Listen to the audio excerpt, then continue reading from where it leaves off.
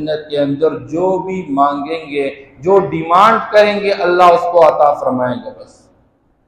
بس دنیا کے اندر معمولی سی اپنی چاہت کو اللہ کی چاہت کے لیے قربان کر لو، پھر جنت کے اندر تمہاری جو چاہت ہوگی اللہ وہ پوری فرمائیں گے۔ وَلَكُمْ فِيهَا مَا تَشْتَهِي أَنفُسُكُمْ وَلَكُمْ فِيهَا مَا تَدَّعُونَ، جو تم چاہو گے، جو تم مانگو گے، اللہ سب کچھ عطا فرمائے گا۔ اس جنت کے اندر اللہ فرماتے ہیں نُزُلًا مِّن غَفُورٍ رَحِيمٍ، یہ مہمان نوازی ہوگی بخشنے والے مہربان ذات کی طرف سے۔ رب کی مہمان نوازی کیا مہمان نوازی ہوگی؟